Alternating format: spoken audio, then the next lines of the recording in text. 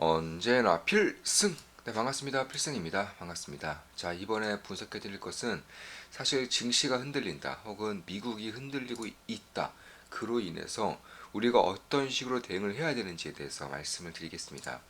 일단 가장 최근에 이 미국에 대해서 좀 분석을 좀 해드린 적이 있어요. 정확히 말씀드려서 달러 약세에 대해서 분석을 좀 해드렸습니다. 지금 보시면 자, 아무도 몰랐던 장기금리 급등 리스크. 예, 제가 가장 최근까지 장기금리 급등 리스크에 대해서는 꾸준하게 말씀드렸죠.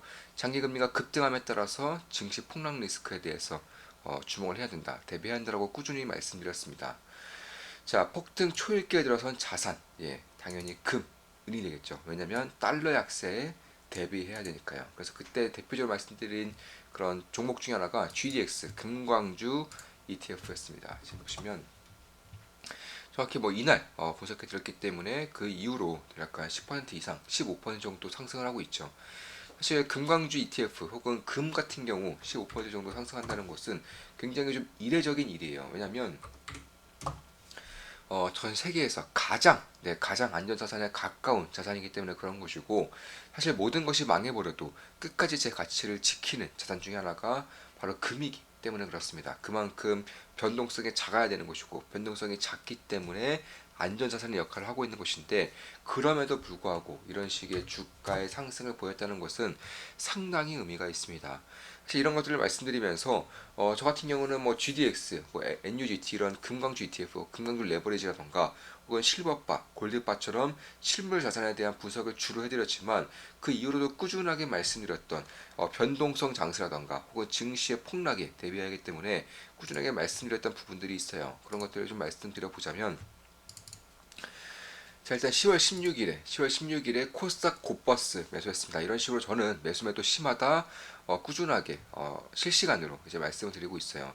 참고로 필수 멤버십 24,000원, 24,000원에만 가입하셔도 제가 이제 매수 매도하는 내역들을 실시간으로 알 수 있습니다. 참고로 아이폰 같은 경우는 추가 수수료가 붙기 때문에 아이폰이신 분들은 집에서 PC라던가 컴퓨터로 가입하시면 수수료가 붙지 않는 상태에서 가입하실 수가 있습니다. 그래서 보시면 10월 16일날 코스닥 곧버스를 매수했죠.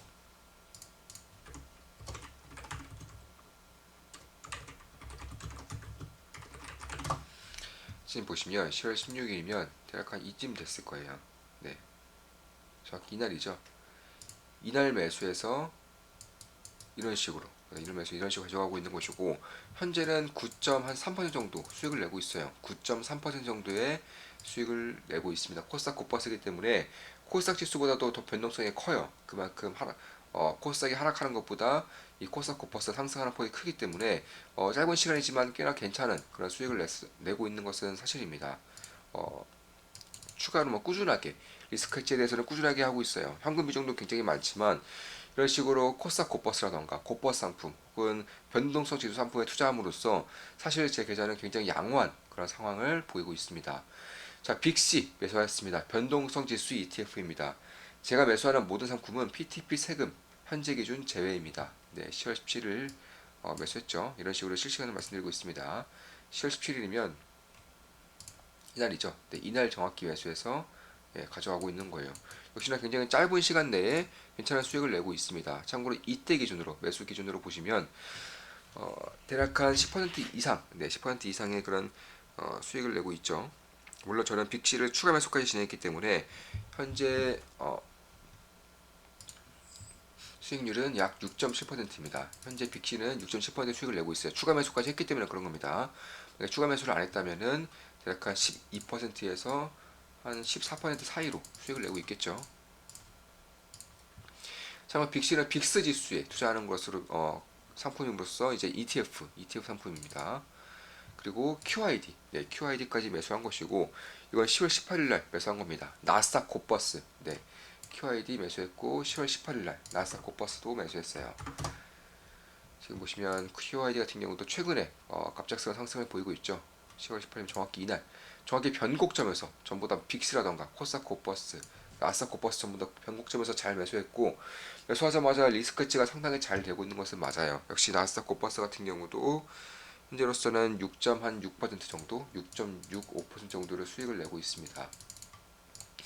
이런 식으로 현금 비중도 빠르게 늘렸지만 저는 공개적으로 다 말씀을 드렸어요. 곧버스 상품, 빅스 지수 상품에 주목할 필요가 있다고 꾸준히 말씀드렸었고 저 같은 경우는 변곡점에서 정확하게 이렇게 매수를 한 것이고요. 아마 저도 그렇고 우리 멤버분들도 그렇고 지금의 하락장을 이제 즐기는 단계까지 온 그런 상태라고 생각을 하고 있습니다. 물론 그 전에도 꾸준하게 이런 인버스 상품 같은 경우는 투자를 진행했죠. 대표적으로 뭐 알크 ETF의 곧버스 상품, 인버스 상품이죠. 알크 ETF 인버스 상품도 꾸준하게 매수를 함으로써 정확히 기억이 안 나는데 이게 아마 한 30%? 네, 30% 이상의 그런 수익을 내고 매도를 했을 거예요. 맞나? 20, 한, 적어도 한 20, 한 3%인가? 3이나 숫자가 들어있던 것 같은데 이 이상으로 이제 수익 실을 했을 텐데 사실 이 인버스 상품을 토대로 해서 20% 이상의 수익을 내는 게 굉장히 어렵습니다. 지수가 20% 이상 빠졌다는 것인데 왜냐면 인버스 상품이 ETF로 구성되어 있으니까요. 그만큼 사실상 잘 나타나는 수익은 아니에요. 다만 그럼에도 불구하고 이런 식의 수익을 굉장히 좀 잘 냈다는 것은 그만큼 저 같은 경우는 장기금리 급등에 따른 증시 폭락을 꾸준하게 지켜봐왔고 이런 것들을 확인을 하면서 변곡점에서 제대로 된 투자를 진행했기 때문에 지금 같은 치명적인 하락장에서도 딱히 계좌에 피해를 보지 않는 그런 상황까지 오고 있다 이렇게 말씀드릴 수가 있는 것입니다. 그 이후에도 뭐 꾸준하게 곧버스 상품은 투자하고 있어요. 10월 20일에도 TWM 매수하였습니다. 러셀 2000 지수 곧버스 ETF입니다. 이렇게 말씀드렸습니다. 예, TWM 미국의 중소형주 지수죠. 10월 20일 날 매수했습니다. 정확히 네, 이날 매수한 거죠. 왜냐하면 시차가 있기 때문에 대한민국 상에서는 10월 20일이지만 미국 시장에서는 10월 19일 장이죠. 이날 매수를 했고요. 역시 TWM도 매수하고 대략 이 거래일 만에 괜찮은 수익을 내고 있는 것도 맞고요. 그리고 그 이후에도 이제 10월 21일 날 한 종목 더 매수했어요. 이런 식으로 제가 실시간으로 다 말씀드리고 있습니다. 매수 매도 내역 다 말씀드리고 있어요. 10월 21일에도 빅시 추가 매수했습니다. 변동성 지수 상품입니다. 빅시 추가 매수, 변동성 지수 상품이죠. 자, 10월 20일 정확히 이날 한 번 더 추가 매수함으로써 수익률은 줄어들었어요. 근데 수익금은 더 커졌습니다. 물론 0.8% 정도 상승했기 때문에 뭐 딱히 그렇게 올랐다고는 볼 수 없겠지만 지금부터라도 좀 주목을 할 필요가 있는 그런 변동성 지수라고 보고 있는 것이고 그 외에도 이제 인버스라던가 혹은 해지를 할 수 있는 자산들에 대해서는 주목을 하고 있어요. 그와 더불어서 달러 약세 그러니까 달러 인덱스 물론 달러 인덱스가 약세를 보일 수도 있겠지만 달러 인덱스 같은 경우는 통화 간의 비교잖아요. 그리고 그 무엇보다도 달러, 유로와 엔화 이 세 개 통화가 거의 대부분의 비중을 차지하고 있기 때문에 이런 선진국 간의 통화의 비교보다는 실질적인 가치, 그러니까 유가 대비 가치, 금 가격 대비 가치, 은 가격 대비 가치, 원자재 대비 가치, 그러니까 침물 자산과의 비교했을 때의 그 가치를 봐야 되기 때문에 이런 것들 대비해서 약세로 전환될 경우 굉장히 좋은 기회가 나타날 수 있다라고 저는 보고 있는 것입니다. 그도 그럴 것이 사실 미국에 대한 그런 팬더멘털에 대한 우려감이 저는 점차 커지고 있다라고 보고 있어요. 실제로 미국인들조차 달러만 가지고서도 굉장히 큰 자산의 증식을 할 수 있었던 미국인들조차 이제는 실물금, 실물은에 대한 관심도가 상당히 높아지고 있습니다. 실제로 뭐 코스트코라던가 혹은 이런 마트 혹은 금을 판매하는 그런 소매점을 가보더라도 재고가 없대요. 재고가 없을 정도로 실물금에 대한 그런 수요가 굉장히 크게 늘어나고 있는 것이고 뭐 중국은 말할 것도 없죠. 중국은 제가 전에도 말씀드렸지만 금 프리미엄이 5%가량 꼈습니다. 2011년도에 비트코인에 대해서 대한민국의 김치 프리미엄이 50% 정도 꼈던 것처럼 중국도 금 프리미엄이 5%가량 꼈어요. 특히 이런 프리미엄이라는 것은 그만큼 그 금에 대한 수요 혹은 상품에 대한 수요를 나타내는 것이고 이게 금과 같이 안전자산 역할을 하는 것들은 가격이 오르면 오를수록 더욱더 선호되는 현상이 있습니다. 뭐 비트코인이 그랬고요. 뭐 금도 마찬가지고 강남 아파트 같은 경우도 자산을 파킹시킬 수 있는 그런 고유의 그런 가치를 지니고 있기 때문에 가격이 상승하면 상승할수록 이런 부자층으로부터 갑부층으로부터 오히려 수요가 더 증가하는 그런 특성을 가지고 있는 것입니다. 이런 것들을 금에 대해서도 좀 볼 수 있다. 개인적으로는 그렇게 보고 있는 것이고 사실 최근 들어서 자산 간의 그런 상관관계가 무너지고 있는 것에 주목할 필요가 있어요. 왜냐하면 한번 볼게요. 지금까지 자 10년물 국채금리입니다. 이렇게 10년물 국채금리가 오르면 오를수록 10년물 국채금리가 이렇게 오르면 오를수록 사실상 대부분의 그런 원자재들, 특히 실물 자산들은 약세를 면치 못했어요. 가장 이제 원초적인 안전 자산이라고 볼 수 있는 골드 같은 경우도 사실 이런 식으로 TBF가 상승을 하면서 하락세를 면치 못했습니다. 지금 보시면 8월부터 꾸준하게 하락하고 있는 것인데 정확히 8월부터는 TBF 10년물 국제금리가 상승했을 때죠. 그러니까 정확히 음해관계, 음해관계를 성립을 했다는 거예요. 그런데 그럼에도 불구하고 최근에 또 TBF는 오히려 더 급등을 하고 있어요. 그런데 문제가 뭐냐? TBF가 급등을 하고 있음에도 불구하고 10년물 국채금리가 급등하고 있음에도 불구하고 골드가 같이 급등해요. 그러니까 자산 간의 상관관계가 꺼지고 있다는 겁니다. 금리가 급등하면 이자를 주지 않는 금과 같은 자산은 무너져야 정상인데 오히려 더 오르고 있다는 거예요. 그와 더불어서 한 가지 더 봐야 될 점이 바로 달러의 약세입니다. 원래 금리가 급등하면 전 세계 자금이 미국으로 향하기 때문에 달러가 강세를 보였었는데 최근에는 금리가 급등해도 달러가 약세를 보이고 있어요. 그만큼 미국에 대한 의구심이 커지고 있기 때문에 달러 약세에 대한 그런 불안감이 커지고 있기 때문에 이런 현상이 나타나고 있는 것입니다. 결국 2020년 이후 막대하게 풀린 달러로 인해서 그 달러를 받아들일 수 있는 그릇들이 점차 미국을 외면함에 따라서 이런 식의 현상이 나타나고 있다 이렇게 보고 있는 것이고 그와 더불어서 비트코인도 급등을 하고 있어요. 비트코인도 급등을 하고 있습니다. 그래서 그런 것들을 봤을 때 그리고 비트코인 혹은 금 이런 것들은 대표적인 그런 달러 안티 자산이기 때문에 그런 것들을 좀 주목해서 볼 필요가 있지 않을까 이렇게 보고 있는 것이고 사실 뭐 시진핑 같은 경우도 최근에 반미 전선을 그냥 넓히고 있고 특히 이제 신흥국들 같은 경우도 이런 생각을 좀 할 수밖에 없어요. 자, 내가 이 제품을 만들어서 팝니다. 근데 만들어서 팔아서 뭘 사느냐?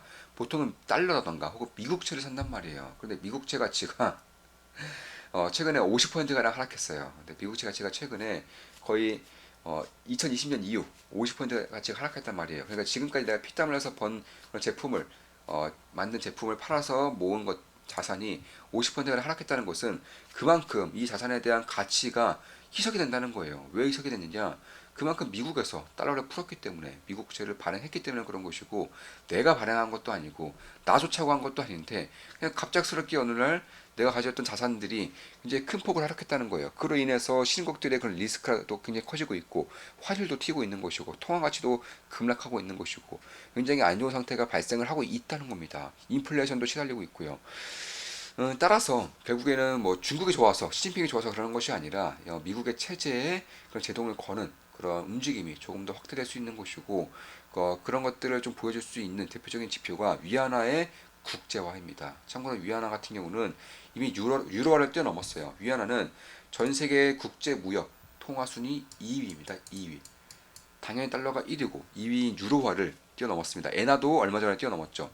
엔화를 뛰어넘자마자 유로화까지 뛰어넘으면서 국제 통화의 가치에서 위안화가 2위까지 올라온 겁니다. 그럼에도 불구하고 달러 인덱스는 위안화 가치가 매우 낮죠. 여전히 2위는 유로화, 3위는 엔화로 구성되어 있죠. 그만큼 달러 인덱스는 현실을 반영하지 못하는 그런 인덱스가 되고 있다는 것이고 그럼에도 달러 인덱스도 어느 정도는 약화되고 있는 것도 좀 지켜볼만 하긴 하다. 다만 그렇게 큰 의미는 없다. 이렇게 말씀드릴 수가 있는 것입니다. 따라 저는 이러한 최근의 현상을 주목할 필요가 있다. 결국 금의 가치가 금리가 오름에도 불구하고 오른다는 것은 이런 부분은 제가 텔레그램방에서 긴 글을 통해서도 꾸준히 말씀드렸었고요. 꾸준하게 분석해드린 글이에요. 결국 금리가 오름에도 실질금리가 바닥권에 머물 수 있기 때문에 그로 인해서 금 가격이 혹은 미국의 가치가 흔들릴 수 있기 때문에 아니면 다극화 체제를 가면서 미국의 펀더멘탈이 상대적으로 약화될 수밖에 없기 때문에 그런 것들을 충분히 주목할 부분이 있다 이렇게 말씀드리면서 방송을 마무리 짓겠습니다. 따라서 저 같은 경우는 코스닥 코퍼스 혹은 변동성 지수인 VIX라던가 혹은 QID라던가 혹은 TWM, 러스닥 코퍼스, 나스닥 코퍼스죠. 그 외에도 SIK 같은 경우도 투자를 진행하다가 정확히 기억이 안 나요. 매도한 지 좀 됐기 때문에 한 30% 정도 최소 23% 이상은 수익을 보고 매도했던 것 같습니다. 그래서 이런 식으로 좀 해지 자산에 대한 관심도를 여전히 가져갈 필요가 있겠다 이렇게 보고 있습니다. 물론 최근에 굉장히 급락세를 연출했기 때문에 또다시 단기적으로는 증시의 되돌림이 있을 수 있어요. 혹은 장기금리 같은 경우도 최근에 꽤나 급등했기 때문에 다시 급락세를 시현할 수 있습니다. 다만 그럼에도 어느 정도의 그런 미국의 흔들림 정도는 꾸준히 염두에 두면서 갈 필요가 있는 것이고 저 같은 경우도 언제나 그랬듯이 현명하게 대응하면서 기회를 잡아 나갈 것입니다. 자, 필승 구독, 알림 설정, 좋아요는 돈이 됩니다. 필승이었습니다. 참고로 제 모든 영상은 매수매도 추천 리딩 아닌 거 다들 알고 계시죠? 참고하시면 되겠습니다. 자, 필승했습니다. 필승!